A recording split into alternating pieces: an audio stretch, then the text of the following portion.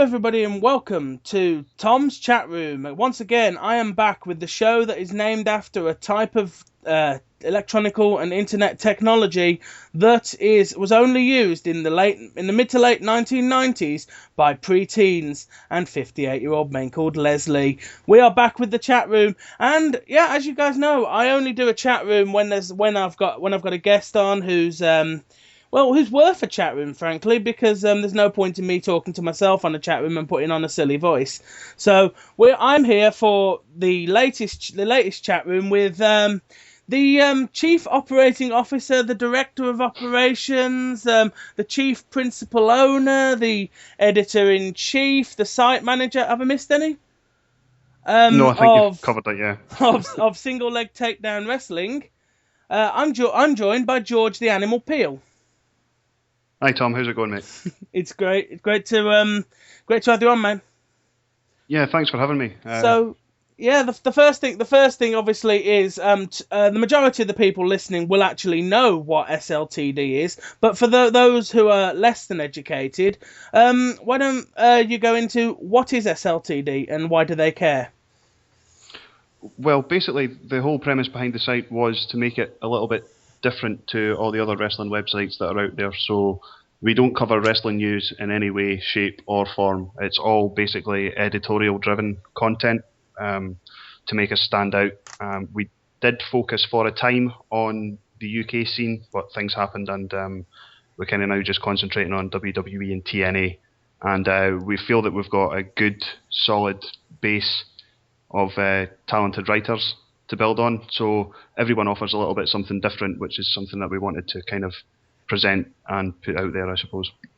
So, what was it that pushed you from just being a wrestling fan, watching and absorbing wrestling, into becoming a site operator, so to speak?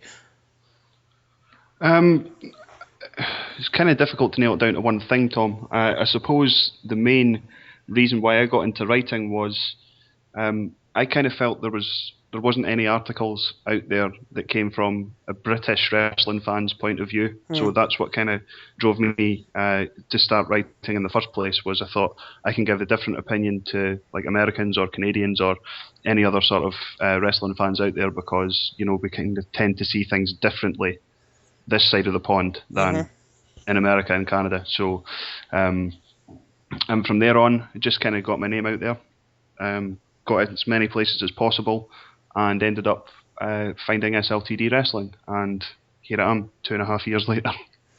So, sort of, would you if people are keen to try and get into this sort of stuff? I am totally stealing word for word from what Duckman told me to put, by the way. I am literally stealing word for word from it, but the guy's a writer. He knows what he's doing. So what advice would you give to people who aspire to do what you do? The first thing you really need to have, and it sounds really, really basic, but it is, you need to have a basic understanding of what wrestling is, what the grandeur and what the spectacle is supposed to be. And if you want to be able to put that down in writing, you need to know how to spell, make sure your grammar's good, and try and make yourself unique, because there's so much stuff out there that you can find anywhere else. Try and make your stuff stand out. Try and make it different. Come at it from a unique point of view. Offer a different spin on things, and just it's a case of trial and error. Some things will work, some things won't, and it takes you a bit of time to find yourself. Find your feet and find what you're comfortable doing and what you're comfortable putting down. So is there a I mean, as I asked the same sort of question when I had other people who run sites, podcasts, and the like on. What's the story behind the name? Why single leg takedown? I mean, you could have been, I don't know, arm bar or something. What was there something about the acronym or the name, or what's the story behind the name?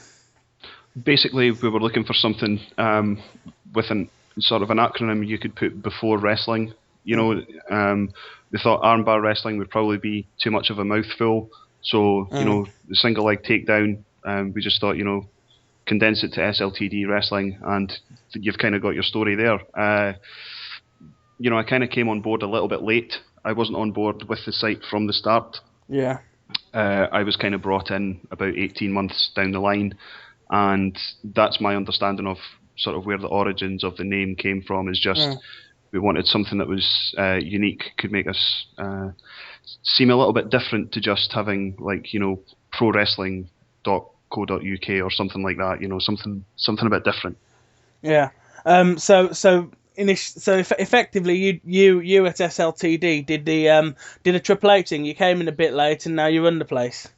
Yeah, pretty much. Yeah, I've kind of, well, I don't want to say I've married in, but yeah, I'm kind of almost in that position. Yeah, there's been a lot of changes, Tom, to the site Yeah. over the last.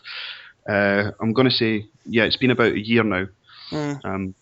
We used to have 4 people that ran the site, Right. but for a variety of different reasons, 2 of those guys dropped out, and now it's just me and Greg who owns the site. Yeah. He pays the bills, he does all the business kind of stuff, and I'm kind of the public face. So I deal with anyone who wants to advertise Mm. content, podcasts. I kind of deal like I'm the face to face sort of guy, and Greg does all the stuff behind the scenes to make things work.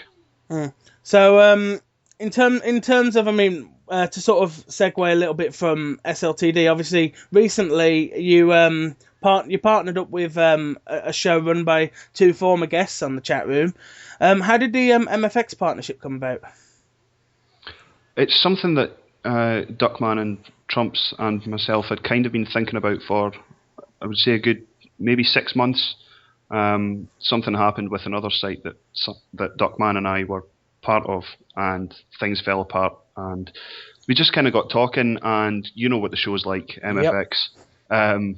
It's really, really funny. It's a completely different tongue-in-cheek take on pro wrestling in WWE and TNA, and I thought it'd be a really good fit for our site. It was just a matter of, working out the sort of the fiddly bits, Mm. how it would work, how much presence they would have on the site, Yeah. what they could bring, and how it would affect things that we already had in place. So it was just kind of negotiating and making sure that we got a deal that benefits both parties, and I think that's something that we were able to come together on just after the new year. So Mm. yeah, as it stands now, MFX are the official podcast of SLTD Wrestling, Mm. and they're up. Fans of the show will know that they're up twice a week, Impact and Raw, and that kind of leaves us to do other things. Yeah. So we don't have to concentrate as much on current product on the podcast that we do at SLTD Wrestling. Mm. We can go off on wild tangents. Excuse me. So we can cover theme tunes, pay-per-views, wrestling topics, like who should have been world champion, that kind of thing. Mm. So it was something that benefited both parties, and hopefully in the next 12 months we'll really kick on and you'll see both of us get a boost from it. Yeah, because you talked earlier about editorials on the site. Mm-hmm. That is something that I do actually enjoy reading on SLTD, because I mean there's a lot of, and I'm gonna use the buzzword that makes it get a little bit of sick up in the back of your throat. Dirt Mm. sheets. There's a lot Mm-hmm. of there's a lot of those. Yes. Ooh, I'm gonna need something to take the taste out of my mouth. It's a nasty taste, isn't it? Yeah. But there's a lot of them, and they've all risen to they've all become quite prominently recently with some current news that we will get into in a little bit. But in terms of whilst we're on the subject of MFX, obviously as you've seen publicly, I've had some questions sent to me for you. Yes. I'd So see those. yeah, so we may as well get into them. This one comes in from our good Lord and Master Wolfie. Wolfie. Yep, Wolfie Trumps. Who will be happy to know I did order a mug this morning. He'll be pleased with that. That's Yeah. Wolfie approved. Yeah, that's the one. That's the one I ordered after he gave me a whole lecture about saying I'll always be Wolfie approved. I kind of had to. So his question comes in, and he wants to know which character from MFX would you like to spend an evening with, listing your top three. Oh, that's a tough one. I think. Does he want them in order, or That's all. just three? That's all he's gone. But I mean, if you want to do him in order, you can do him in order. I'm sure he'll enjoy that. I definitely need to enjoy a night out with Rybitch. I think it would be absolutely terrific value to go on a night out with the one man wrecking ball and see just how destructive he can be. Yeah. Just he's a law unto himself as Rybitch. So Rybitch in there at number 3. Number 2, I would probably say Hulk Hogan. Yeah. I think he'd be fun. Yeah, just to see if he really puts himself over in real life as he does on the podcast. Mm-hmm. You know, brother, dude, Jack, all this nonsense. Yeah, Hogan would have to be number 2, and right at the top, drunk Kurt Angle. Ah. For obvious reasons, Tom. You Mm-hmm. know, I'm a Scotsman, so obviously enjoy my drink. Kurt Angle's had well publicised issues with that on the MFX podcast, so Yeah. I think Kurt right at the top. So that's Rybitch, Hulk Hogan, and Kurt Angle. I'd have thought. top three. I'd have thought everybody's favourite, assumed to be dead, a communist ambulance would have been present, because then at least you've got some medical attention on hand when you finish your drinking binge. Now that you say that, of course, I talk of the great Nino. Yes, the greatest ambulance known to man. I don't know. I think Nino might have too big an ego to hang out with me. Possibly, yeah. He seems to have disappeared from the podcast. He's off, doing Christmas specials and what have you. I don't think he'd have time to spend with me. That's why I went with assumed to be dead, because there was that video that came out that I think's a load of tosh. Nino can't be dead. He can't be dead. It's not true. So the other question, this one comes in from aforementioned duck-based human Duckman, who wants to know why MFX is your favourite podcast. You sort of covered it a bit, but you may as well inflate the fella's ego a little bit more. It's my favourite podcast because it's nothing like you would think a wrestling podcast is. They do touch on what happens on Impact and on Raw, but there's a lot of humour there. There's a lot of opinions, really. It's not a blow-by-blow, he said this, she said that, he did this, she did that. It's not that kind of podcast at all, and that's why I like it so much, because, you'll know yourself, Tom, it's one of these things you could be listening to it walking down the street, and you just burst out laughing because of one of the characters that's come up with something, or Duckman, or Trumps, because it's nothing like a wrestling podcast is really why I like it so much. Been there, done that. I recall walking through a shopping centre in West Bromwich, which is local to me, during the "Nino, you're a communist," and imploding. just imploding into a mess at that. It's genius. I mean, there's so many lines that you can take from as many of the shows as you want. I was fairly late to it as well. I think it was maybe this time last year I sort of got into the podcast, and I've tried to spread the word, because a lot of friends of mine don't watch wrestling anymore, but I kind of shared a couple of episodes with them and they thought it was hilarious. So I think the fact it's not a wrestling podcast, if that makes sense, is what makes it so good. So did you miss the Spud interview? I did, but I've gone back and listened to it. Yeah, because as people will have heard on my conversation with Duckman, until my conversation with him for the chat room, on the chat room, which everyone can actually find, I completely thought it was legit, and I hated Spud until British Boot Camp. So to even get worked when I'm not watching wrestling, just goes to show how much of a mark I am sometimes. I think we were all like that though, Tom. I was Yeah. kind of in the same boat as you because I had to go back and listen to it. I missed it the first time, and going back and I kind of got conned as well until obviously I listened to the chat room with you and Yeah. Duckman and found out that it was just them working us again. So yeah, Mm-hmm. man, it's just great stuff, and that's the kind of reach that MFX podcast have. Oh You yeah. know, other podcasts can't work you in that way. You know, they're always making you think. They're always doing something different, and yeah, it was top notch stuff. Something I find about a lot of podcasts is everyone's trying to be like that guy sat in the corner in the back to say, look, if you listen to me, I'm in the back, I'm in with Triple H, we're friends, and he's not burying me, he'll tell me the truth, and I don't like that really.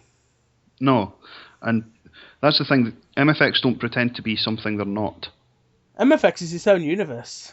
Yeah, I mean, and I know its own universe. galaxy. Universe is universe, galaxy. Universe is kind of a joke word because WWE stole it, but it is. It's just its own world, its own galaxy. Yeah, and it kind of lets you forget as well. You know, you could sit and listen to it for 2, 3, 4, 5, 7. 20, 27 hours, Yeah, however long the show is, and just forget that what you're watching is so terrible because they make it so funny. You know. yeah. So, in terms, I think let's segue a little bit onto wrestling in general. Hmm. What looking back, looking into the crystal ball, as it were. How far back do you go in terms of the first thing you can remember watching in wrestling?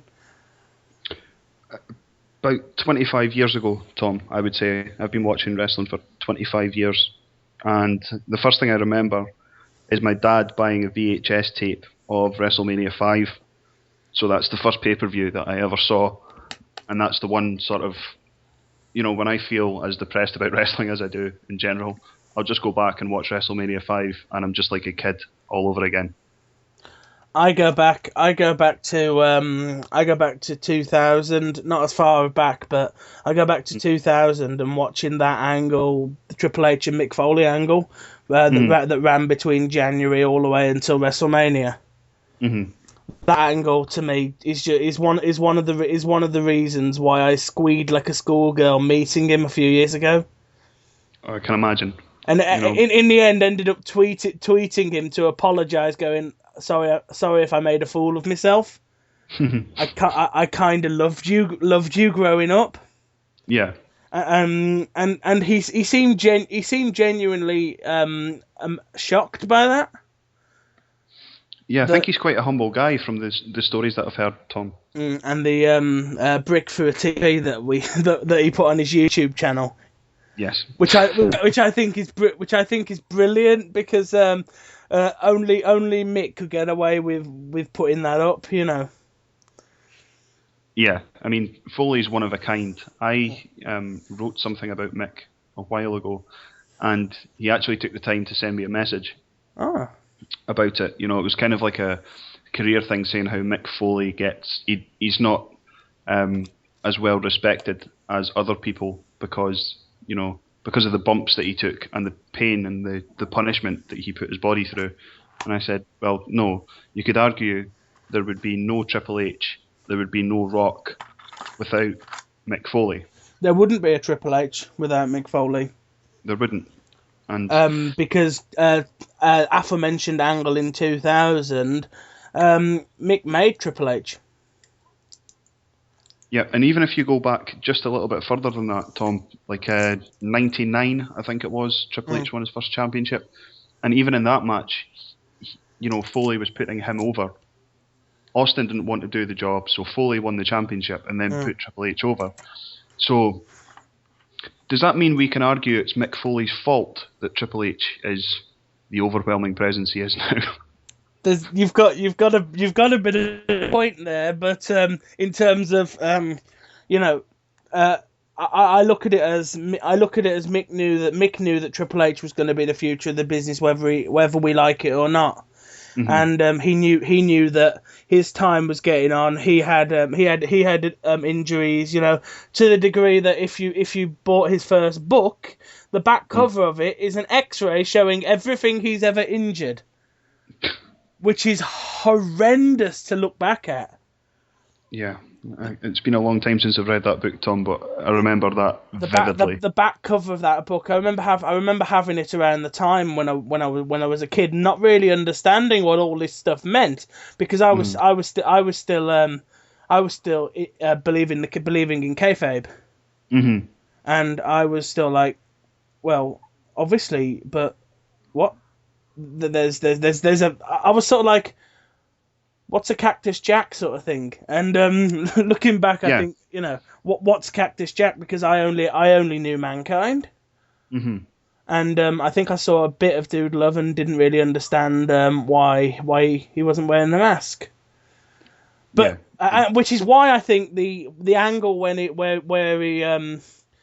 Mankind came out on the stage, there was that fake Mankind in the ring.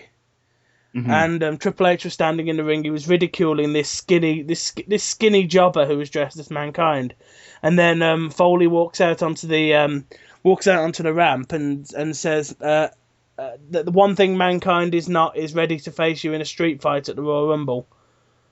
But I know a bloke who can, and he starts to open his shirt.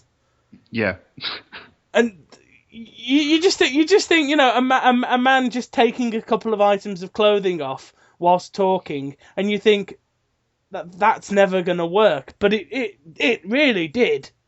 It really did, and that's the part of the magic of Mick Foley. Is I genuinely think that he's one of the best storytellers that's ever been. Yeah.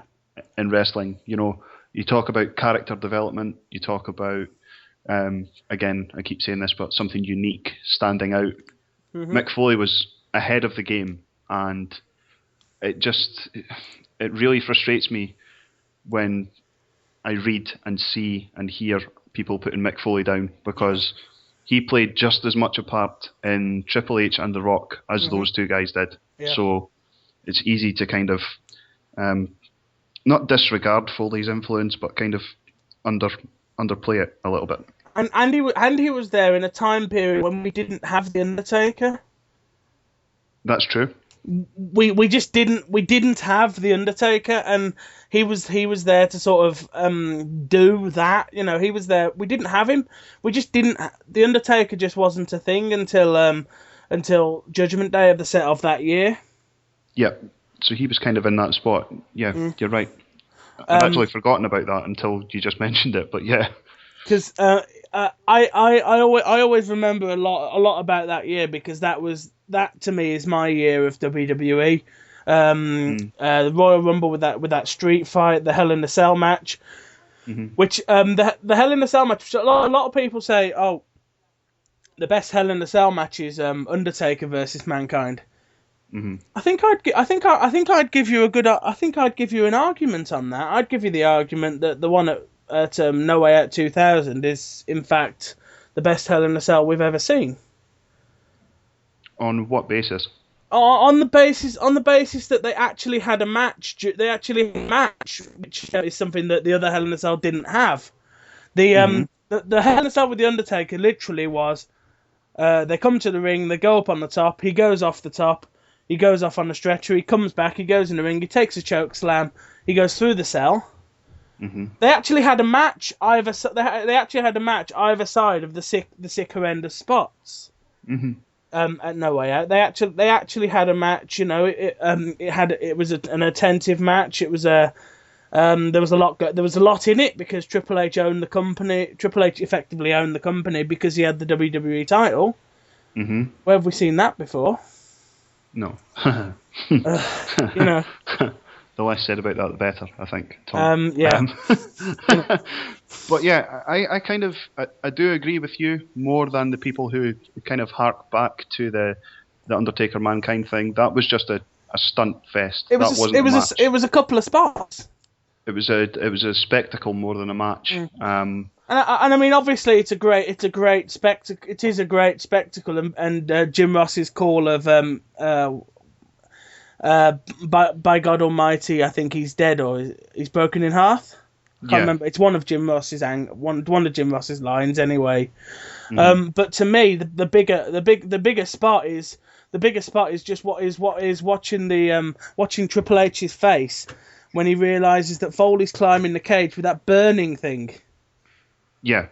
It was on fire. He was climbing the cell with that barbed wire bat, and well, I say bat. It was a 2x4, but Yeah. it was like hardcore hacksaw Jim Duggan. Yeah, he was. But it was that it's Triple H's face during that. Hmm. And obviously the backdrop through the cell. Even watching the match now, knowing what happens in that match, and knowing that Cactus Jack is not going to complete that pile driver, he's going to be backdropped and he's going to go through the cell. Hmm. I watch that and I go, oh come on, just this once, can you complete the pile driver? And You get caught up. Yeah, I'm like, just this once, come on, complete the pile driver. I've watched this match like 100 times. Come on, you can complete the. Oh, you've done it again. Even though I know that result isn't going to change, however much I shout at the TV.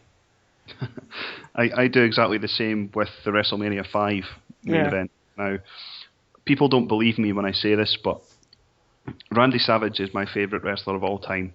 Oh. Because he's the first man that I saw in a main event. Now, he was wrestling Hulk Hogan, and I can understand why people get caught up in Hulk Hogan, but Randy Savage just took my breath away. And every time I watch that match and Hogan hulks up towards the end, every single time I want Randy Savage to kick out of the leg drop. Even though I know it's never going to happen, ever. I still get that feeling. I'm like, come on, Randy, kick out. Oh, no. And Hogan wins. Do you play the WWE games? I haven't for about 5 years. Tom, Because this year's one is all about WrestleMania and WrestleMania's main events. So so if you really want it to happen, you can make it happen. I'll take that on board. I'll start myself an Xbox in the next few days. you can make it happen because I'm actually planning a series for the channel where I'm just gonna go around and just change wrestling as I see fit. There's no better way to do it because it's not going to happen. In real life, but it's not going to happen. So that's how we can go back and live vicariously through. Yeah, and that's something that I just love to think about. I mean, I just love to think about what would happen in this situation if this had never happened and stuff like that. I'm very much one about sort of the idea of, well, what would happen if in certain situations, what would happen if this went a different way, If Shawn Michaels' back wasn't broken, what would have happened? And if Shawn Michaels had never gone away, if I'm trying to think, if Cactus Jack had beaten Triple H there, would that have would we still have the same Triple H that we have now? Arguably not. No, and you can go further. If Austin hadn't have been injured at SummerSlam in '99, would Triple H have won the championship at all? Yeah. There's so many different things that you can kind of pinpoint in wrestling history and wonder, how would I do it? What would I have done? How would this have all worked out? And I was listening to somebody else's podcast and that they were talking about what if Hulk Hogan had never happened, and I just thought when I saw that title, I just thought, oh bloody hell. Mm-hmm. That's gonna take you years to work out, just to think about, because if we'd never had Hulk Hogan, we'd probably have never had WrestleMania. If we hadn't had WrestleMania, well, Vince would probably be dead or in jail now. Probably, yeah, and we wouldn't be sitting here talking about wrestling. That's for sure. I mean, as much as everyone hates Hulk Hogan, and I'm one of those people, I can't deny, and nobody can deny the influence he's had. Hulk Hogan is the reason we're all here. Yeah. However much we want to dispute that, we're here because of Hulk Hogan. Yeah, because I don't think anybody else would have been that star. Nobody else would have been that star for the time. No, I don't think so. Now, obviously, I don't mean it to be a Hulk Hogan loving, but I mean, you have got to think that he did effectively create wrestling the way it is. It's just the fact that he knew how to put himself over. Hmm. Exactly, and as I said, I'm probably one of Hogan's harshest critics. But even I acknowledge that he was the right man in the right place at the right time, and here we are. But now isn't the right time for him. So can he go away now? Well, yeah, I've felt that way for about 12 or 13 years, Tom. So But yeah, that's in terms of obviously looking back at the history of wrestling, have you got any moments that you just hate, things that you just look back and why did they do that? Why did they do whatever? the main one that sticks out to me is the invasion angle in 2001. That could have been done so much better. Yep. That's really the only thing I can say that I hate the way they did that. There's things I dislike. There's things I get caught up in. What happens? I got caught up in the Rumble last Sunday, the CM Punk pipe bomb thing. You all get caught up in those. Yeah. But the one that I really hate, what they did was that invasion. They could have done it so differently, so much better. And this is no knock on Booker T and Diamond Dallas Page. They're just not the stars that you wanted. No, you wanted Sting, you wanted the NWO, and you wanted Bill Goldberg. They are the people that should have been built around that entire angle. But it was Booker T, DDP, Shane and Stephanie and Steve Austin. The thing is though, for that angle is the argument could be, is that WWE's fault because those guys weren't going to come in because they had those guaranteed contracts. I think they could have made an effort to at least try and negotiate with them to bring them in. I don't think, that it's entirely their fault, but they could have at least, said to Hogan, right, we're going to, because they brought them in, like, A year later. yeah. So you're like, well, why wouldn't you just, okay, say we'll pay half of your contract, and you come and work the other 6 months doing this angle? Yeah. That's one thing. I'm not a businessman like Syrian Trumps, so I I don't understand the ins and outs in terms of business wise how that works. But Yeah. that's what the fans were crying out for, and I think that's why it didn't work as well, because those guys aren't stars. Booker T and Diamond Dallas Page. Hogan was a star, Hall was a star, so was Nash, Sting, and Goldberg. There's your 5-man tag team at Survivor Series right there. Yeah. You do Hogan, Nash, Hall, Goldberg, and you do that 5 against something like Austin, Angle, Rock, Jericho, and Triple H. Yeah. No, Triple H was injured, so you couldn't do Triple H. Yeah, so I would go with the 4 that you mentioned, and did you say Undertaker in those 4? No, I didn't mention Taker, but I mean, if you have Taker, surely you want Kane. So would you have Kane or Jericho? I think I might have had Kane. I'd probably stick with Jericho because I'm a huge Jericho mark. So, and you see, then that makes it competitive. But yeah, it all comes back to one thing, Tom, and that's the winners of these battles. They're the ones that write history. So, that's one thing that the fact that WWE really could do with a rival. Now they need one. They need somebody to challenge them. Mm-hmm.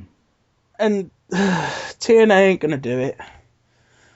No, they're just not. All the hope booking in the world, TNA are not gonna do it. Nothing can rescue that company now. No. Nothing. TNA now is what TNA will always be. That company is not going to grow.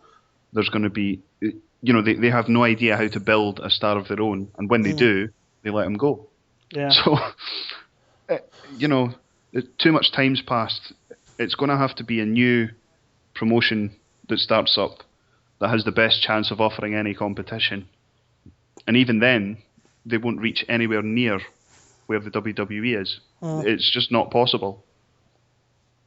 I remember being really hopeful when they started transition to Triple H, hopeful that Triple H was going to change things because Triple H was a big star when things were good, and I was hoping that maybe he'd start to change things, but no, he's not going to change anything. No. But that comes down to Tom. I think he's the most insecure man in professional wrestling. Oh, hell yeah. Like, he's a 13, 14-time world champion. You know, his legacy's there. Regardless of how he got it, he has the legacy. So I don't understand why he's so insecure. You know, that he would let his own feelings get in the way of doing what's best for business.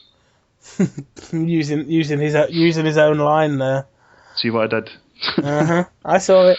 I mean, that's a thing that I want to sort of talk about. I mean, what do you think about the title at the moment?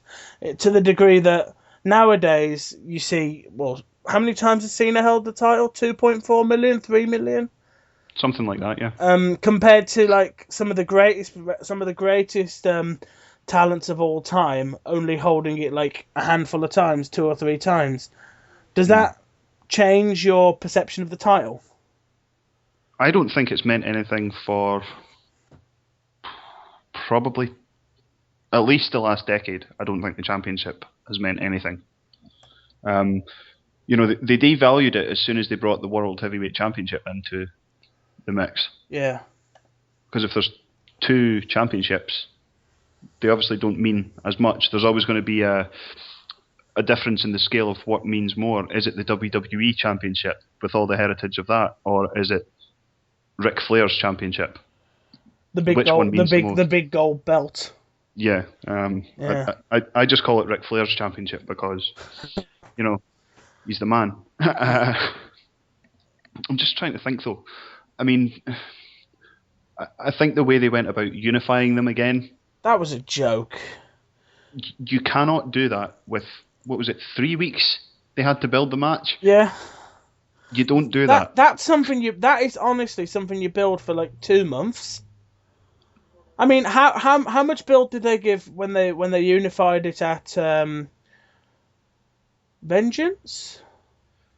Probably about the same amount of time, Tom. Probably about 3 or 4 weeks.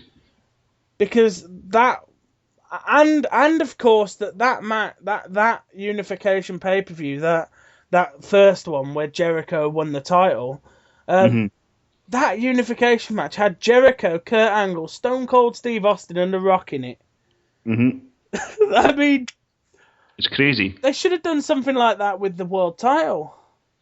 In the second unification, they should have done something like that. Then they should have effectively rinsed and repeated and tried it again, because at least that would have been better than Cena suddenly appearing out of nowhere holding a suitcase, and then suddenly he's the world champ. You know, suddenly Cena appears out of nowhere. Suddenly he's the world champion.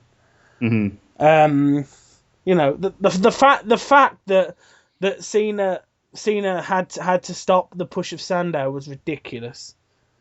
Yeah, where is he now? Oh, there he is. He's sweeping the street outside. See, that. Yeah. You know, I don't want to get into a big rant about John Cena because honestly, I could talk about it for 5 or 6 hours. But I agree with what you just said. If you're going to unify the titles, you put 4 guys in 2 brackets. You have Cena in one bracket, Orton in the other. You put a guy who's on the up and up, like a Daniel Bryan or like an Antonio Cesaro, somebody that's credible. But you have to make those guys stars before they're in that environment. You can't just have John Cena as the world champion and Randy Orton as the WWE champion and unify the belts. The belts meant nothing. You know, we didn't even have a champion for most of the autumn. That's the fall for any Americans. Well, we did. We had the great and merciful Vacant.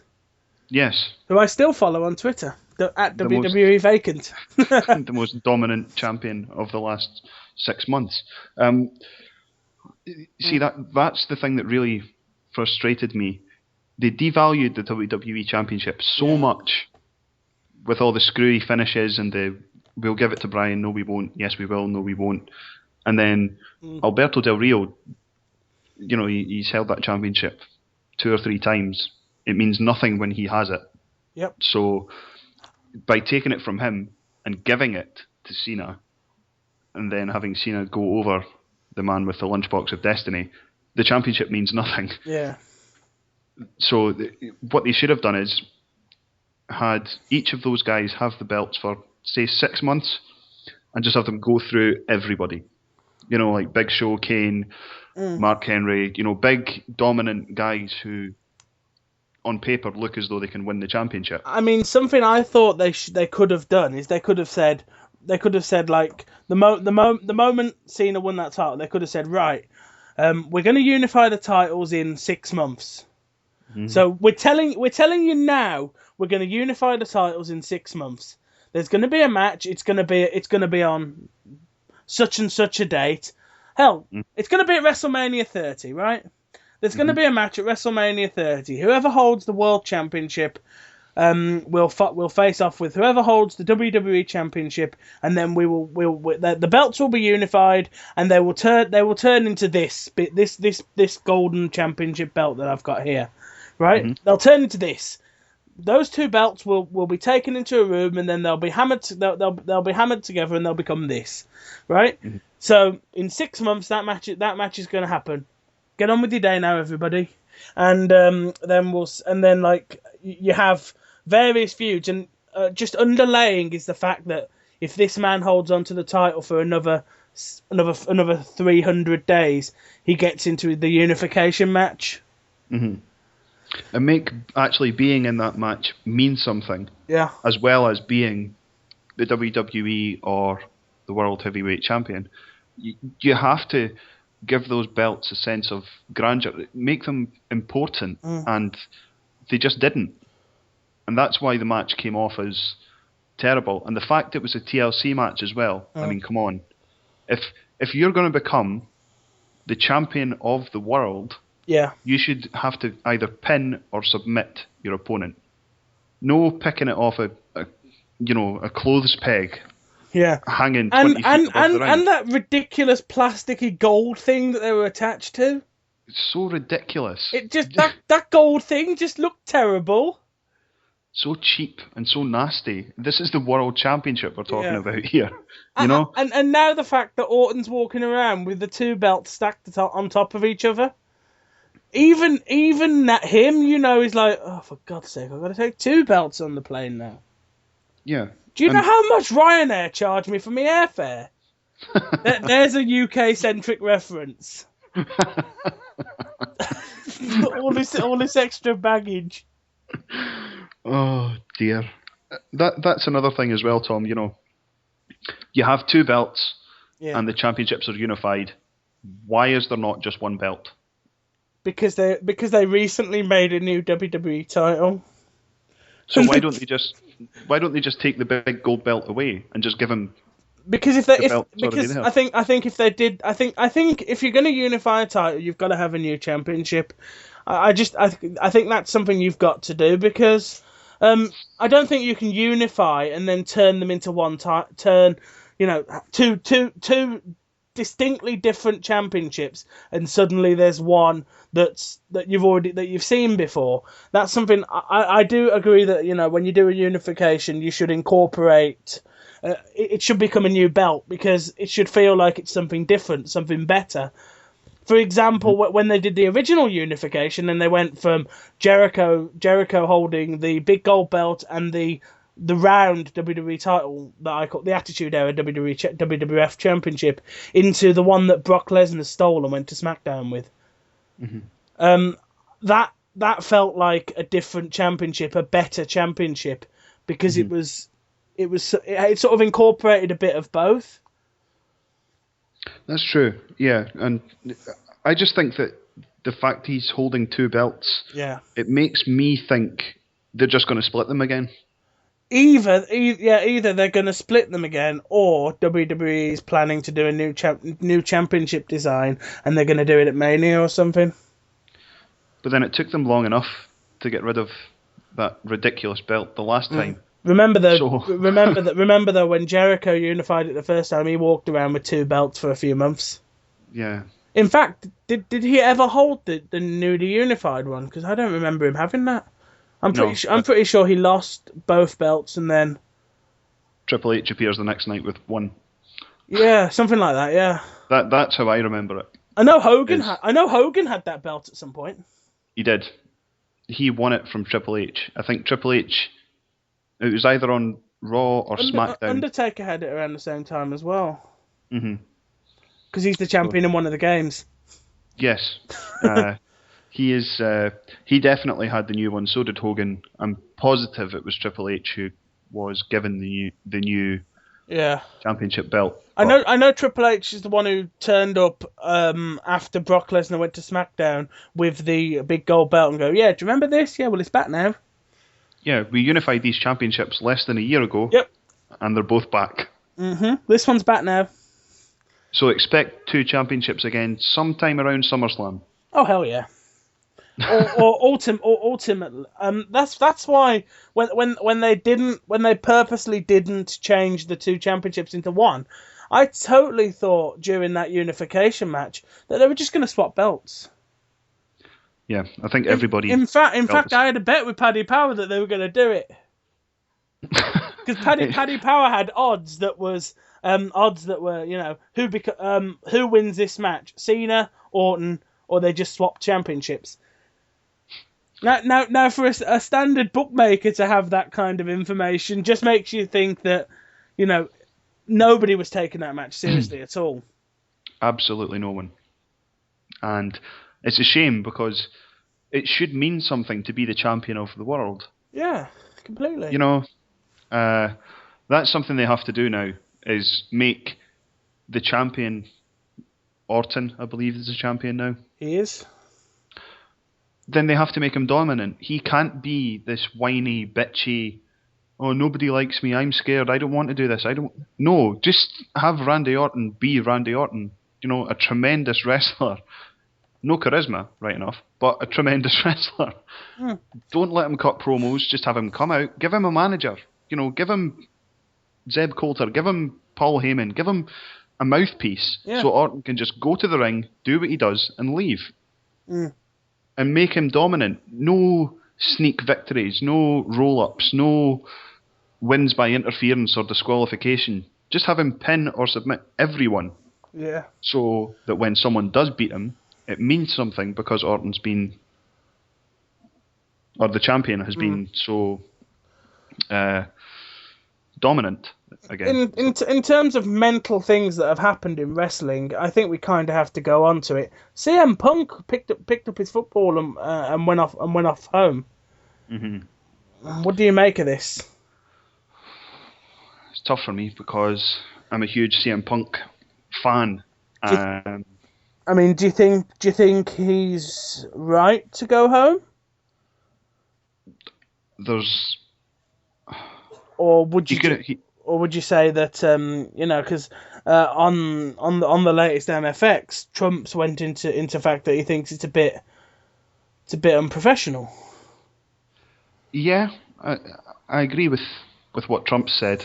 I do think it's unprofessional. There are ways he could have gone about it so that it doesn't leave everyone guessing. Yeah. I don't think leaving at the Rumble would have been the right time. I think, if it had been on Raw, or even if he wanted to finish up at the Elimination Chamber, there's ways they could have built it so that he's written out, not with a Randy Orton kick, which seems to be the way that most people get written out these days. Yeah, it's difficult, Tom, because I can understand where Punk's coming from, but he's kind of shafting the fans by doing that. Yeah. Because he's been advertised to appear before. Obviously, they changed all the advertisements and stuff. He's been advertised to appear, so it's shortchanging the people that like him to just fuck off and go home. From his point of view, I do understand it though, because it's fine giving him a run with the championship for 434 days, but he was never positioned as being the top guy in the company. No. You know, even if he was presented that way, even if they didn't feel that he was the number one guy, Yeah.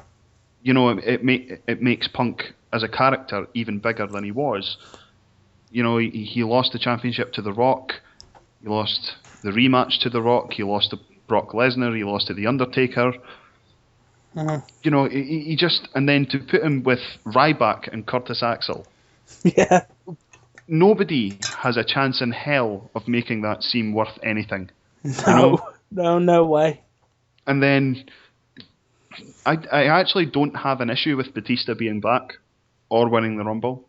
I have no issue with that whatsoever. But I do have an issue with CM Punk going against Triple H. Yeah. You know, I don't see that as a big match. We've already seen it before, for a start. You know, I agree with what Duckman said. Why does Triple H need to have a match at WrestleMania? Yeah. You know, he's already done it. His time's come and gone. It should be about the younger guys, and if they use veterans, they should put the younger guys over. Yeah. I mean, it's all right in one arm to say, in one idea to say it should be about the younger guys, but I'll be honest, if I watch WrestleMania this year, which is in doubt, I'm gonna watch the Undertaker match. Mm-hmm. And that's it, I think. And Yeah. and it's horrible to say that, but every year I come towards WrestleMania and I think, I wonder who Taker's going to wrestle, and that's all I think about, because WWE haven't done anything that's excited me in a while. No. And it's really sad, Tom, because I actually believe The Undertaker is the selling point for WrestleMania. He is. I don't believe it's any championship match or any attraction at all. It's him. Yeah. It's like you said, there's probably millions of fans out there thinking, I wonder who's going up against Taker. Is it Lesnar? Is it Sting? Is it Daniel Bryan? Yeah. You know, and when The Undertaker's gone and he can't wrestle anymore, they're going to be screwed because they don't have anyone else to step in. I can see me pulling out when Taker announces his retirement. I can see me pulling completely out of WWE, and it's sad. awful to think that, but you know, the fact that me watching WWE relies on a man who's well, what is Taker, 50, late 50s? I don't think he's that old. I think it's late 40s. He's definitely, you know, approaching 50. I don't think he's quite there yet, though. And he's younger than Sting, put it that way. and that is a horrible thing to think, you know, that a lot of people watching the company is relying upon the Undertaker. As good as the Undertaker is. Yeah, he's a 40-odd-year-old man. And he wrestles once a year most of the time. Mm-hmm. It shouldn't fall on his shoulders to be the best thing about WrestleMania, but it has, because for the last couple of years. Because they're so, and this goes back to what Duckman said on MFX. I listened to that earlier today. Because they're so impatient with new guys, they don't give them time to build that relationship with the audience. It's like, if it doesn't work in 3 weeks, we'll just cast him off to the side and we'll bring someone else in. You cannot do that. You know, stop going for short-term fixes. I remember saying to somebody, I'm not sure if it was on one of these shows or something. I remember saying, no, I think it was. I think it might have been the Duckman conversation. I said to him, I said, I had a plan in my head for how they would book Ryback. This was back when I started this idea, back when Ryback was beating skinny Italian jobbers. I remember thinking at the time, right, there's a whole what they should have done with Ryback is had Ryback beating skinny Italian jobbers, and then beating lower card, and then mid card, and then main eventers, and then going all the way up until he faces the Undertaker at WrestleMania, which is when he's defeated for the first time. Ryback goes unbeaten all the way up until WrestleMania. Mm-hmm. And they should have done that for a year. Mm-hmm. I've also in past chat rooms booked for how booked for how John Cena could end the streak. Thing is though, and I heard that snort then. Um, how Cena ending the streak could ignite wrestling to the way it was when Hulk Hogan turned heel, and Mm. because but I know WWE wouldn't do something like that, even if I think it would ignite WWE in the fans. But I don't know what I honestly don't know where WWE are going to go with stuff. I mean, I think their only opportunity, I think, for them to save what they've done is, I think they've got to give the title to Bryan at Elimination Chamber. Yeah, uh, that's what I would do. And the thing, I heard what the guys said again on MFX. What do you do with him once he's had the championship? You don't have to do an awful lot with him.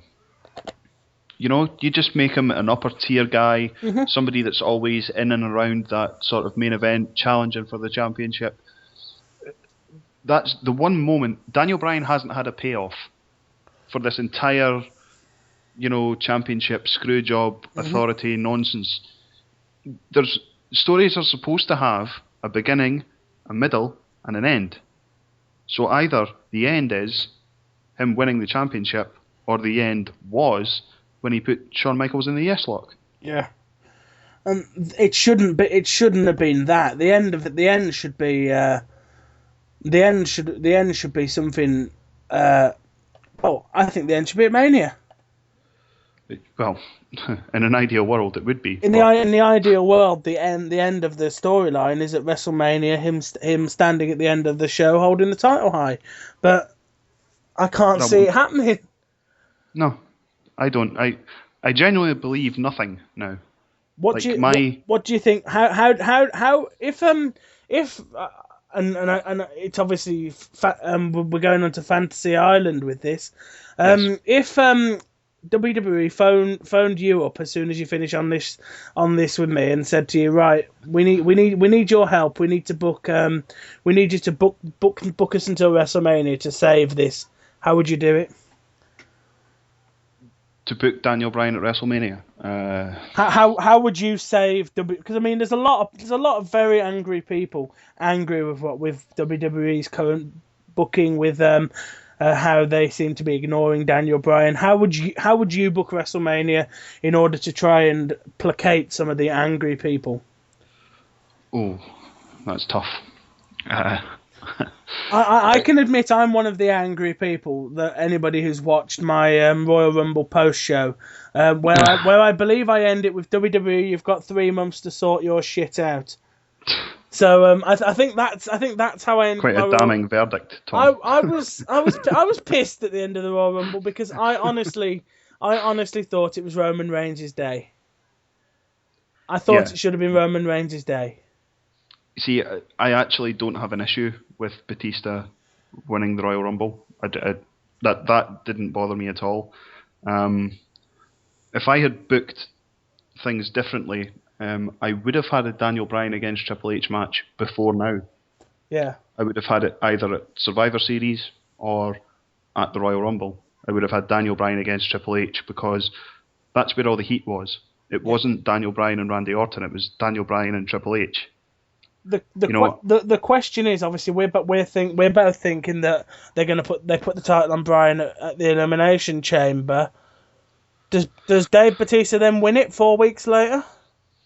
uh, Because if that happens, then it's another one of those. Oh, for God's sake, will you just give Bryan a title then? I wouldn't have Batista beat Bryan at WrestleMania. I'd have Bryan win, Mm. but I'd have Batista win at the next pay per view. I'd have Batista beat Bryan in Bryan's home state, so it gets more heat on Batista. Oh, are they in Washington for Elimination Chamber then? Yep, Not Elimination Chamber, Extreme Rules. yeah, Ooh, that's what I would do. yeah, So then it draws even more sympathy to Bryan because he's been screwed in his hometown, well, his home state, yeah. and it gets more heat on Batista because he's the one that's beaten the people's champion, as I said in Does, that do they long do rant. they really need any more heat on Batista? I think he's on fire. I think I think they do.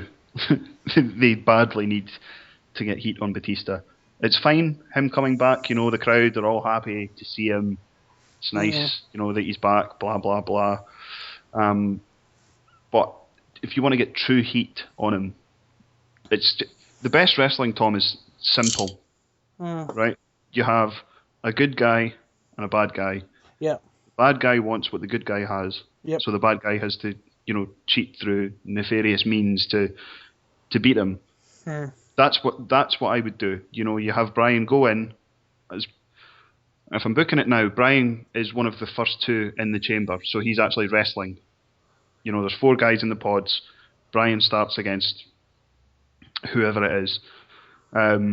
Say he wins 3 or possibly even 4 pinfalls in the match. Yeah. So he's won overall, right? Gets down to the final 2. There's an exchange of, false finishes, near falls, and Brian wins via submission in the chamber. Yeah. Goes on to WrestleMania. Who else is in the chambers? I mean, it's Cena, Sheamus, Bryan, Orton and on SmackDown. SmackDown, you'll see Antonio Cesaro. Yeah. And Christian. Yep. So when's Brock Lesnar killing Christian then? Probably the Monday before, or even on the pay-per-view. Yeah. I can see them doing a Hardcore Holly spot, not Hardcore Holly spot, the Sabu spot from the Extreme Elimination Chamber, easily, where Christian's music plays. Mm-hmm. Where the bloody hell's Christian? And they go backstage and he's just lying in a heap. He's just lying in a heap with a blue dot on his face. and then Lesnar's music hits and he just walks past the body. Mm-hmm. I can see him doing that, but I mean, would you not want to promote Brock Lesnar being on the show? Yeah, and his limited contract comes into play as well. So for me, he won't be in the chamber. Oh, so Christian will make it to the chamber then? I'm calling that now. Wow. Christian will be in the chamber. He'll be in at number 2 with someone like Daniel Bryan, and he'll be eliminated before number 3 comes out.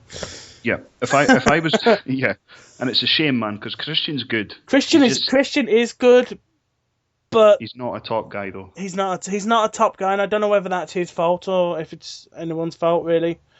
It's not his fault. He just isn't. Like he's a good upper mid card. Yeah. Guy. He should be someone that the top tier heels go through to get to the babyface champion.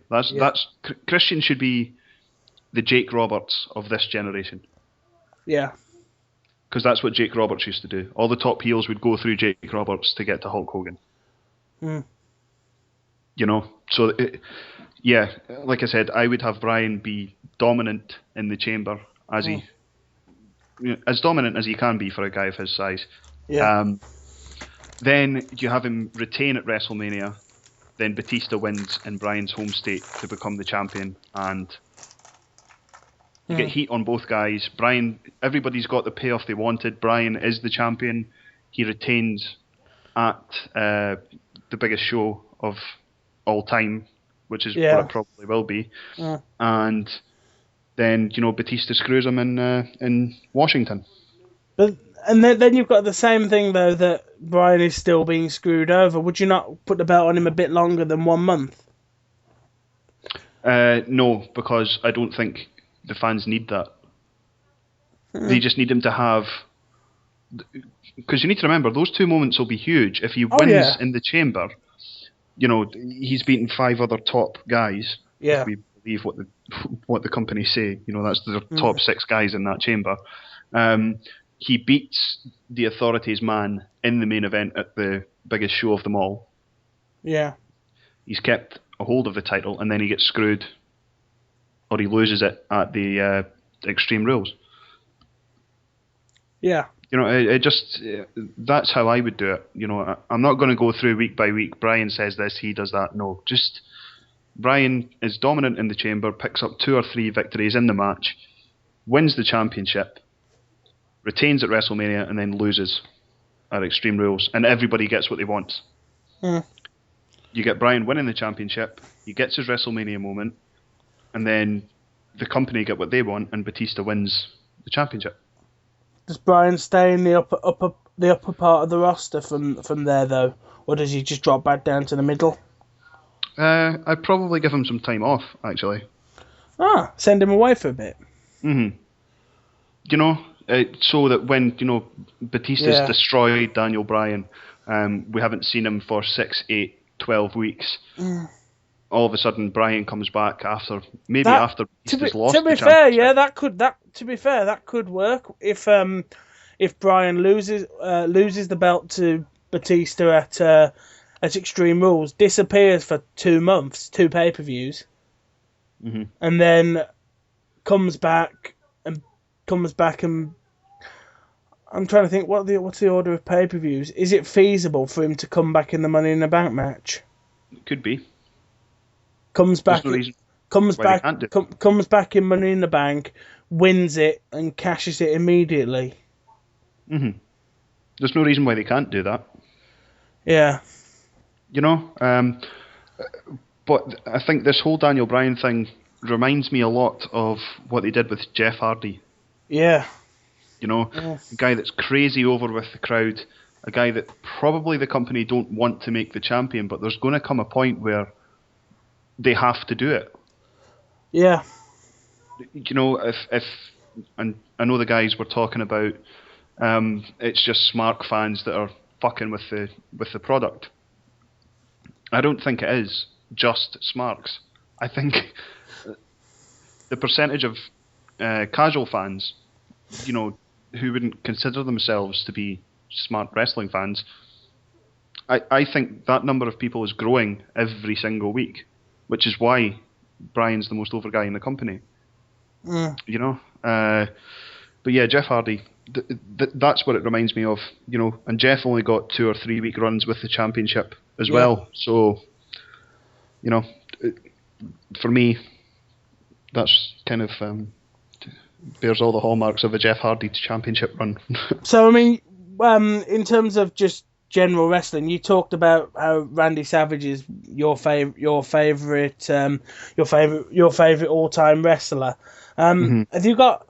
Is there anybody else who's up there in your opinion, in your estimation, as if who's your number 2, your number 3 of all time? See, there's so many names that you can throw in. I think just in terms of how long his career's been and how long he's been at the top, The Undertaker has to be up there. Not all of his matches have been great, but if you go back for the last 6, 7, 8 years, Undertaker's got a whole catalogue of great matches. Ones with Orton at WrestleMania. He's had Edge, Batista, Shawn Michaels, 2 with Triple H and CM Punk. Yep. He's got all those. His feuds with Edge, his feuds with CM Punk. I'm talking about 3 or 4 years ago. I don't mean last year, because that was just a cluster. Yeah, that was not good. So Undertaker has to be up there. Shawn Michaels, probably the greatest storyteller of all time. For me, there was always a point to Shawn Michaels' matches, and he's able to make you feel something. He's able to resonate with you on an emotional level, so you have a reason to care if he wins or if he loses. He draws you into the match with his facial expressions, his mannerisms, and just a great all-round wrestler. And probably Kurt Angle as well. I would put Kurt Angle in the top 3 or 4. Yeah.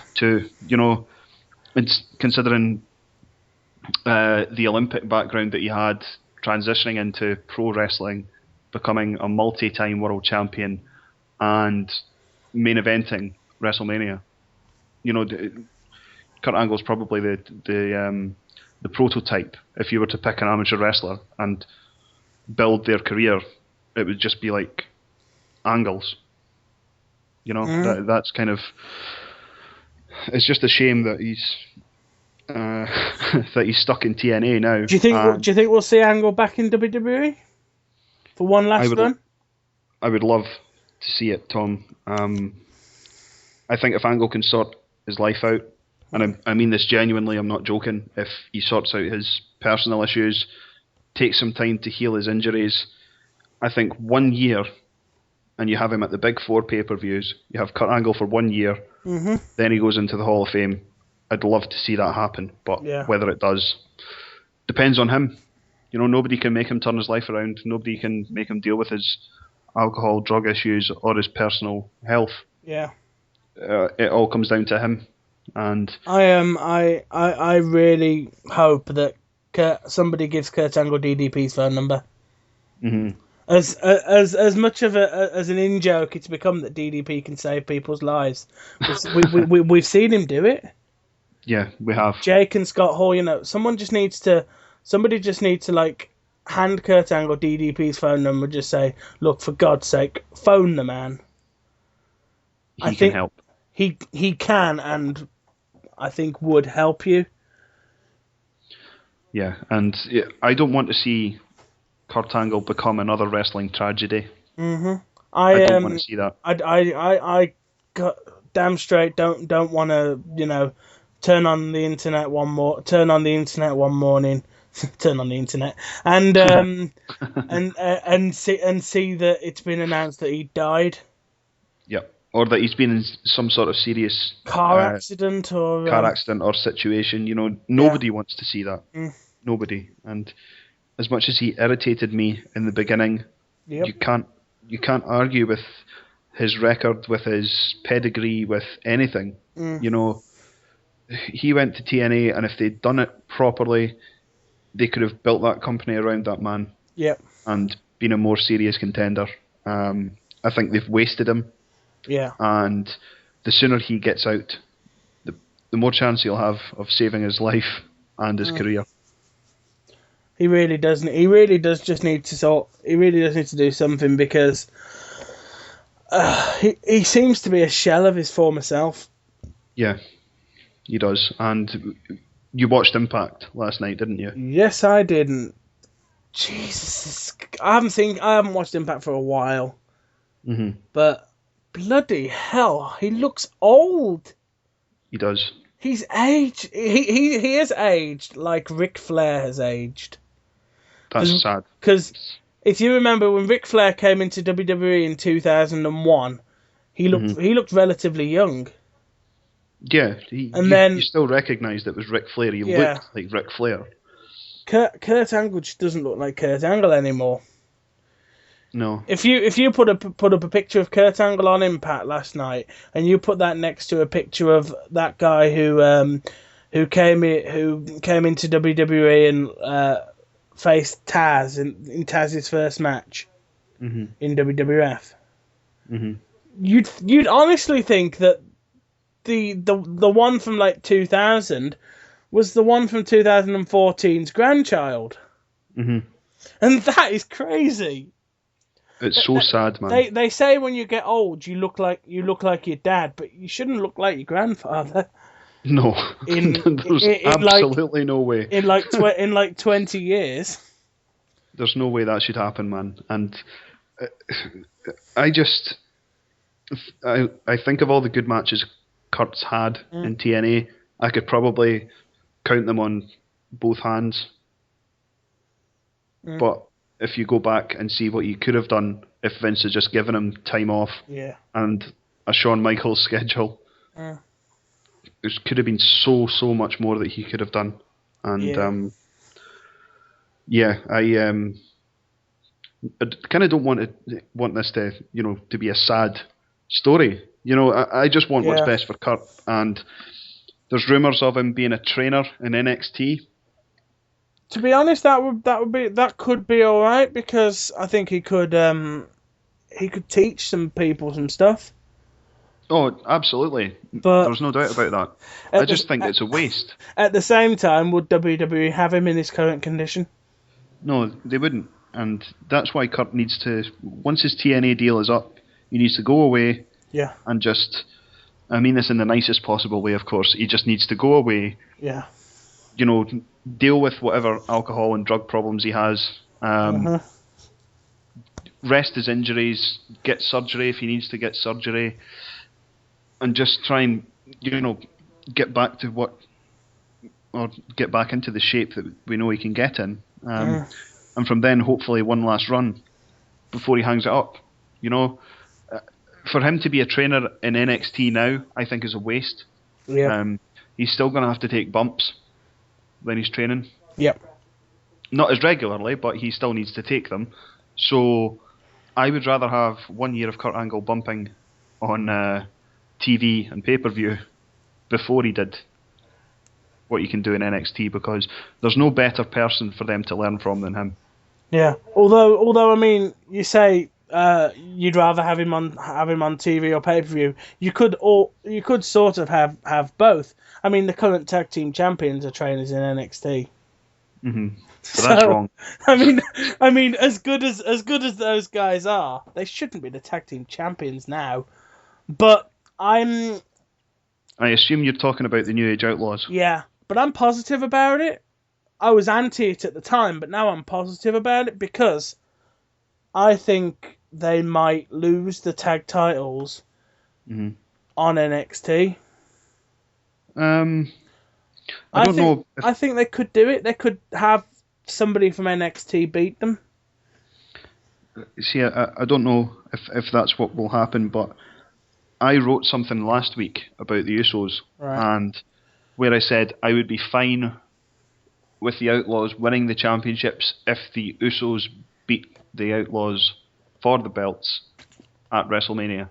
Because again, that makes the tag team championships mean something. The Outlaws have got this incredible resume of being one of the best tag teams ever. I was thinking more the Ascension. I don't know about that. Or that the other team, the NXT, Adrian Neville and somebody who was his partner. Adrian Neville and somebody. Graves, Corey. Are they still a team? No. Oh right, shit. No. Okay. So that's. I was thinking a team from NXT beats them. For the first match that team from NXT has on the main roster, they win the titles. Yeah, you can do that for like a 1-2-3 kid type shock value win. A 1-2-3 type kid, and I mean the reason I said the Ascension is because they've sort of got an Undertaker-y, broody kind of gimmick, and you could sort of do that, and then they could sort of just do that gimmick because, or apart from the couple of months a year we see the Undertaker, we do miss his satanic stuff. Yeah. So why don't we just have a tag team of Satanists? After all, the company's run by one, so You said it. Oh, I hate that old man. But yeah, no, that could be quite good if they did it well. I just think there's too much going on that NXT special that they're going to do. I think they've got a ladder match. I think with Bo Dallas and Adrian Neville. They've got Sami Zayn in a 2 out of 3 falls match with Cesaro again. So yeah, I mean it could be the way to go, man. You just need to wait and see what happens, I suppose. You do something like that because I think that's the only real reason to put the titles on aging people like the Outlaws. Yeah, it is to get new guys over. I just think that the Usos have been so good for the last 6-8 months. They should be the champions. Yeah. The Outlaws should have been a way to get the belts from the Rhodes onto the Usos. That's how I would book it anyway. Or if they absolutely had to, give it to 2 of the Shield. They're still young. They are. Personally, and I always think that this would be an interesting thing when the Shield explosion happens. Keep Ambrose and Rollins together. Yeah, I think Reigns is going to be the babyface. Reigns is going to go off and be the babyface from that group, but I've got this sort of image in my head that Reigns goes off, does the babyface thing, Ambrose goes off and does his thing, and that leaves Rollins. Yeah, it's That they that have to that be really that, le- careful. that leaves Rollins to just drop down into that group of to just drop down into that lower card mediocrity. Yeah, the WWE have to be really careful, Tom. They need to start with the mid card all over again. Yep. It needs to be just a clean slate, and they have to try and rebuild as many people as possible. I think Wade Barrett is wasted. I think Drew McIntyre is wasted. Yep. I think Dolph Ziggler, Kofi Kingston, The Miz, so many guys have had stop-start pushes, and they need more main event level heels and baby faces than just John Cena, Randy Orton, and Daniel Bryan. Maybe Batista. I keep thinking on the Wade Barrett thing, and I keep thinking the only reason they put this gimmick on him is he's got to be injured, right? Because You would think so. there is no reason to put him in a non-wrestling gimmick. Well, again, Tom, that's two intelligent people, such as ourselves, have come up with this theory. There is no there is no reason. I mean, and the other thing is, I remember getting really, really, I know this will strike a chord with you, but I remember getting really happy when I was reading places that they were planning on giving Drew McIntyre a new gimmick, and what they were pitching was basically his ICW gimmick, Yes. and I was like, that's totally gonna work. It's gonna be like a new generation Rick Rude. Yep. Nope, they just put him in a rock band. And see, the thing is, the gimmick he had initially wasn't even that bad. He could have gone on and kicked on from that. But it's this playground mentality in the WWE that really annoys me. It's like, oh, so he said the wrong thing to the wrong person one time, and now he's Heath Slater's bitch. Yeah. You know, it's like, no. I think they cut off their nose to spite their face too many times. Ziggler is the latest casualty of that. No argument there. Now nobody cares. You know, that's just the way it is. If WWE insist on foreigners being heels, which they do, let's be honest, then why don't they just get just let Sheamus do it, let Wade Barrett do it, and let Drew McIntyre just come together and just go, right, we're Great Britain and we're taking over. And then you can have then Vince McMahon can continue playing with himself, going, British heels, yes, you know. And then you can let all of the people who jump up and down screaming America, guns and bacon can go, they're not American, I don't like them, you know. And then it's wrestling at its simplest, Tom. Is what we both said, half an hour ago. Wrestling is at its best when it's simple. You know, in American films, American TV shows, foreign people are the bad guys. So you make Barrett, Sheamus, McIntyre, Del Rio, as much as I don't like him, you make them the bad guys. Yeah. Don't have this middle ground. Like, I mean, I read something that Vince said there shouldn't be baby faces and heels anymore. And I'm thinking, are you fucking insane? Yes. Like, wrestling is the story of good versus evil. That's what it boils down to. Sometimes the good guy will have the shiny gold coin. Yep. Sometimes the bad guy has it. Yep. Good guy wants it. Bad guy wants it. Yeah. There cannot be he's just a guy and he's just a guy and we'll throw them together and see what happens. No. Absolutely not. I mean, there's it's in, again, I talk about the WWE games a lot because I always get them. But it's actually in one of the WWE games. I'm not sure which year it is, but I'm actually looking it up. But I think it's in 2012 or 2011's one.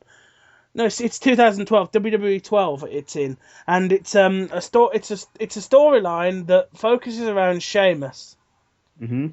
This storyline focuses around Sheamus, and the idea basically is that Sheamus becomes friends with Sheamus becomes friends with William Regal, Mhm. Drew McIntyre, Mhm. and Wade Barrett. Their faction is the United Kingdom. I know, not exactly creative, but their faction is the United Kingdom. They go on to win every single championship in the WWE. Mhm. Every single one. The tag team titles are on Regal and McIntyre. Mhm. Barrett wins the world title. Mhm. Sheamus wins the WWE title, and Mhm. one has the IC and one has the European title. And they then go on to lose every single championship in one match to Triple H. That is Oh. really a thing, right? Oh, real But life. yeah, yeah.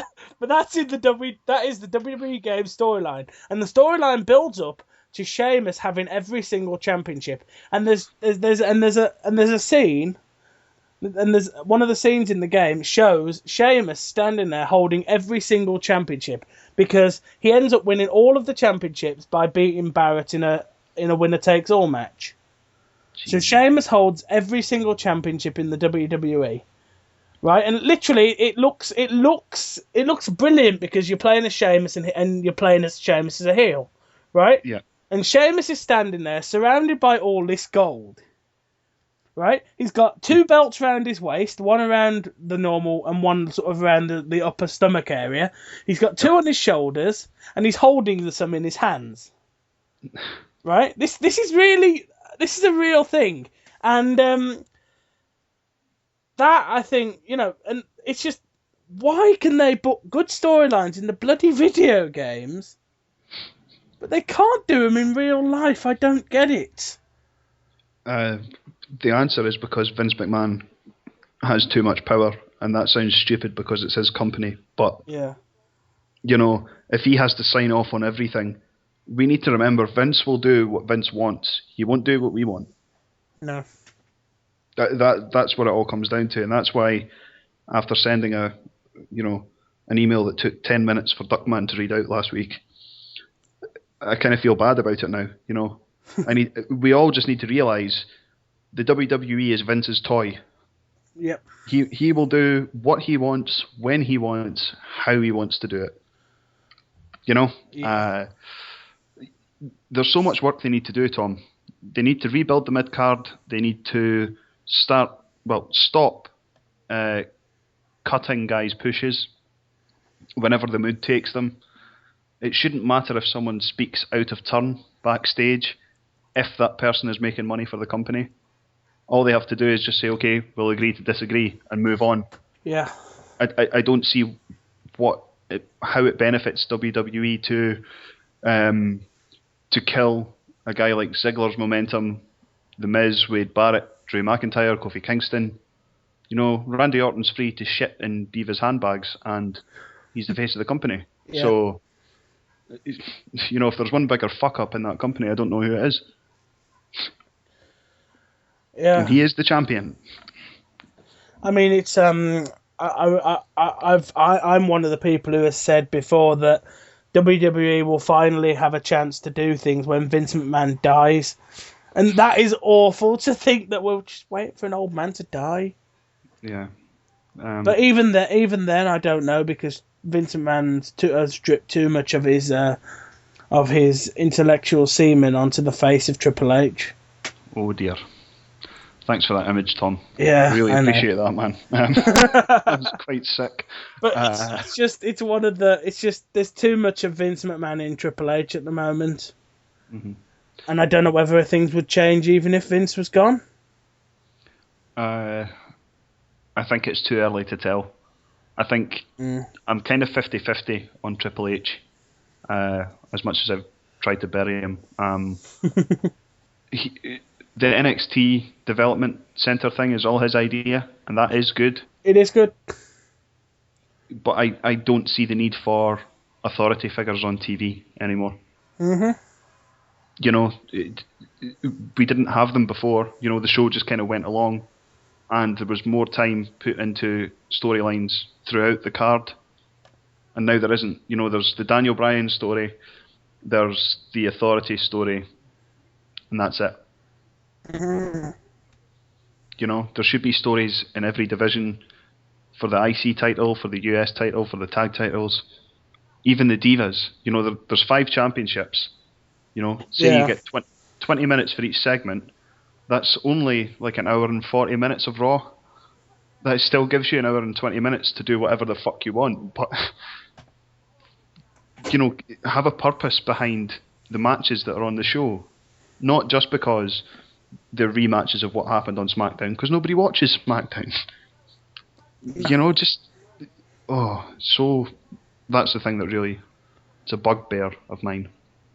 I kind of think SmackDown was actually reasonable when it was its own brand.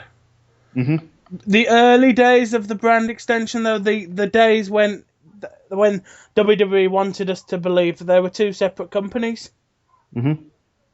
and that was how it should have that was how it should have been. And it's But just lost all momentum and any kind of sort of meaning now that it's effectively just some guys from Raw will come to SmackDown and you'll have a show. yeah, You know, there's no World Championship now, so they should be pushing the IC champion as the champion of SmackDown. That's what they should do. yep, That's what they did in the past. You know, the World Champion was on SmackDown. They pushed him. He was the centerpiece, and then when he'd proven himself, he got shipped back over to Raw. But there's nothing like that now. because they're going to unify those belts, aren't they? The US and IC title. They should. There's no point in having two. I thought that was their plan. I thought they were doing it at Elimination Chamber. that was Maybe. the impression I got. They were going to do it at Elimination Chamber. Again, though, we're not sure. Yeah. Well, we should know. You know, well, there's something else. WWE should have made it that made some. If they were going to do something like that, they should have made it that we know that. Well, there's something else that you should probably know about the SmackDown tapings. Right, go ahead, because this is going out after SmackDown airs, so whatever. Okay. 6-man tag at Elimination Chamber. Wyatt's versus Shield. Oh right, okay, so that's why that unification match isn't happening then. That's fine. Indeed. That'll be a good match though, I think. Still. Yeah. Will be really good. Mhm. I just, you know, they need to. There's no point in having too many championships. You know, you have one for the mid card, you have the tag match, you have the Divas, and you have the World Champion. That's all you should need. That's enough. Yeah. You know, you don't need any more than that.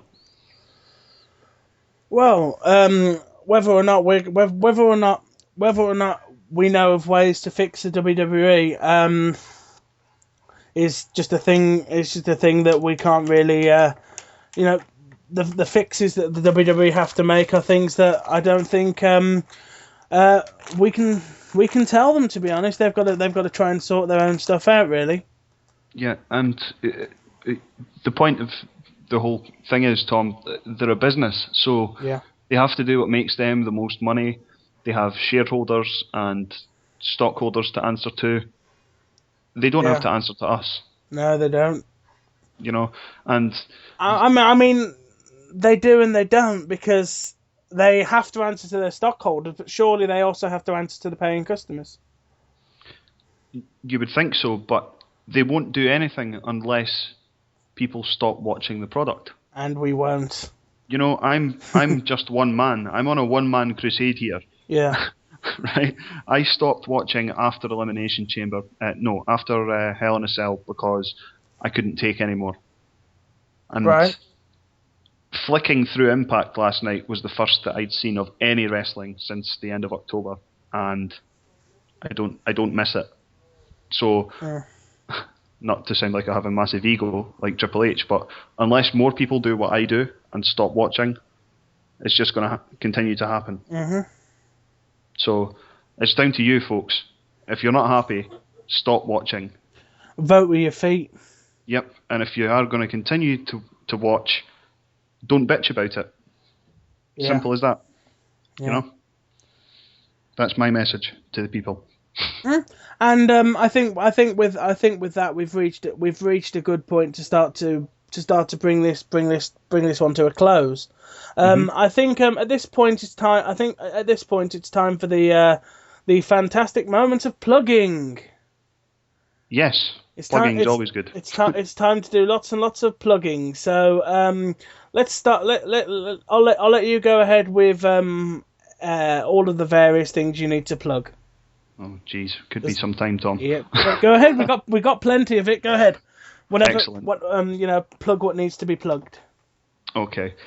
So everybody, if you can check out the SLTD Wrestling website, which is sltdwrestling.co.uk. That's where you'll find the widest range of editorials about pro wrestling on the internet.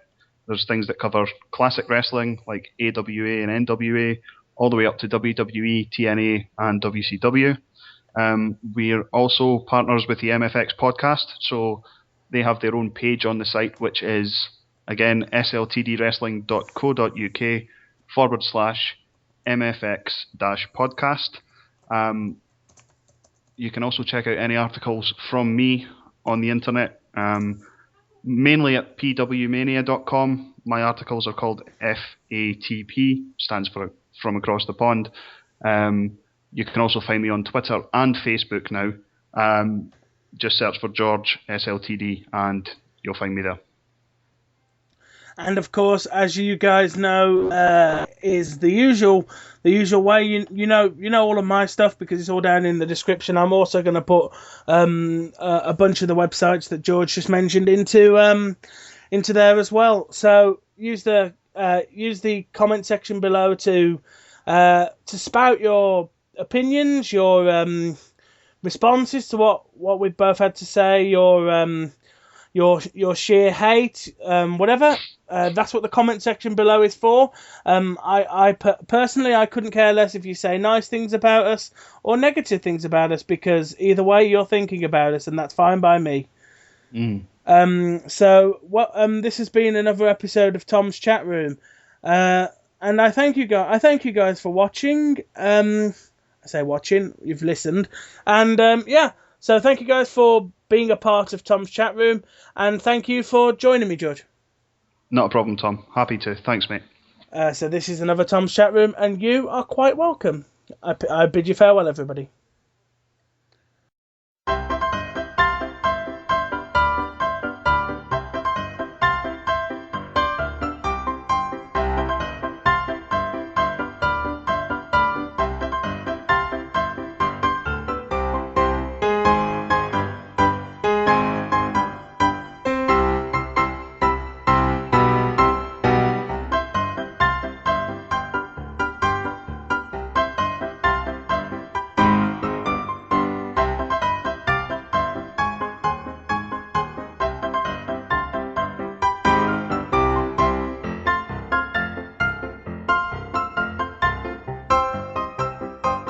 Hello everybody, welcome back. It's just Tom here, popping in at the end of the video just to ask you guys a quick question. The question's relatively simple.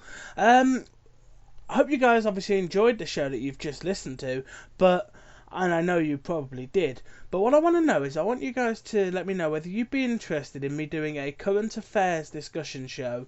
It'd be a one-off, I think, a bit of a round table with former guests on the show. George, obviously who you just heard, Syrian Trumps, and Duckman.